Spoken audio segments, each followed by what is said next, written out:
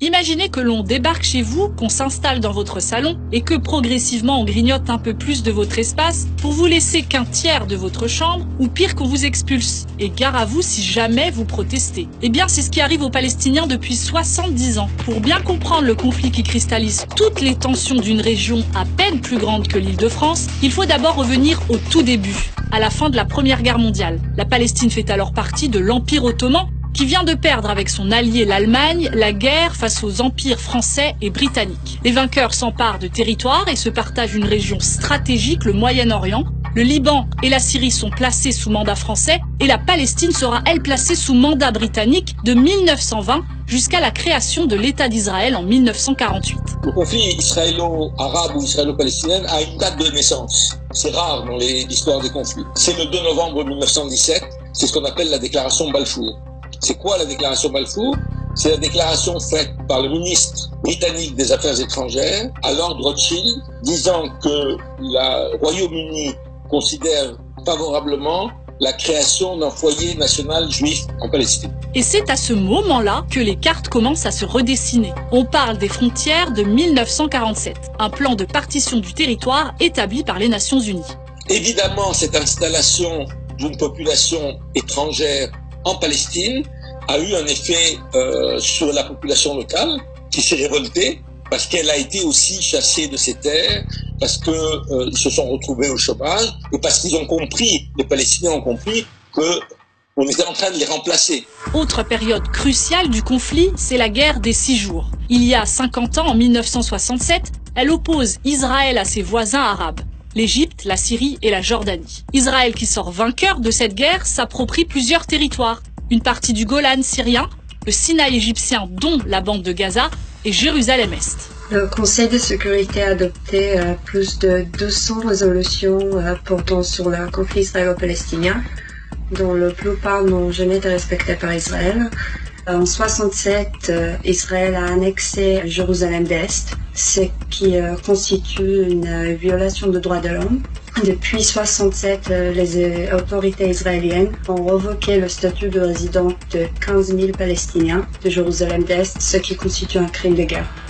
Et là, une fois de plus, la carte de la Palestine change. Ce sont les frontières sur lesquelles se base aujourd'hui l'autorité palestinienne et la communauté internationale pour la création d'une solution à 2 États. Mais petit problème, ou plutôt gros problème, Israël, qui n'a jamais rédigé de constitution, ne reconnaît légalement aucune frontière puisque son projet est de s'étendre. Et la réalité de la colonisation illégale le montre aujourd'hui, puisque les frontières des territoires réellement sous autorité palestinienne ressemblent à peu près à ça.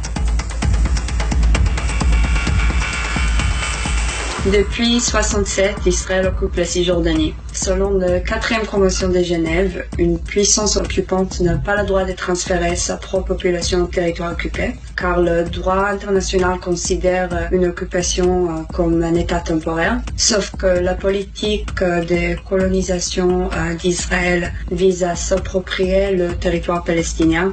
En 20 ans, le nombre de colons juifs est passé de 25 000 à 450 000. Alors vous nous direz, mais comment se fait-il qu'Israël continue d'annexer des territoires alors que c'est illégal et condamné par l'ensemble de la communauté internationale? Il n'y a pas de sanctions contre l'Israël, principalement à cause des États-Unis, qui disposent de droit de veto au Conseil de sécurité et qui ont empêché systématiquement les tentatives des sanctions contre Israël. Depuis des années, les présidents français promettent qu'ils vont résoudre le conflit au Proche-Orient, mais quelle est réellement la position de la France? Avec Nicolas Sarkozy, on inaugure ce que j'ai appelé un tournant silencieux de la politique française, c'est-à-dire une politique qui n'a pas changé sur les principes, c'est-à-dire qui dit toujours la France est pour un État palestinien, elle est contre la colonisation, mais qui va développer des relations bilatérales avec Israël, indépendamment de ce qu'Israël fait dans les territoires occupés en Palestine. Ça va tout à fait aux Israéliens. C'est à la limite que la France condamne verbalement ce qu'elle fait, ce n'est pas important.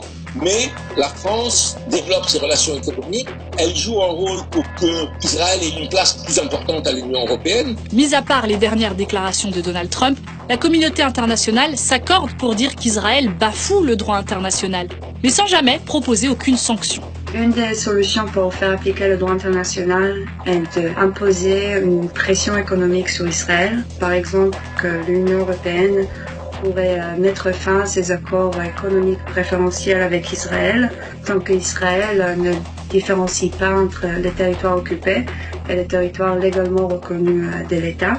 Il est temps aussi de mettre fin à l'impunité à l'égard des crimes de guerre commis par Israël. La Cour pénale internationale examine les crimes de guerre commis à Gaza à l'été 2014 et les crimes de guerre commis dans les colonies. Et on a assez de preuves solides des crimes graves commis en Palestine depuis 2014 pour que la CPI procède à l'ouverture d'une enquête formelle.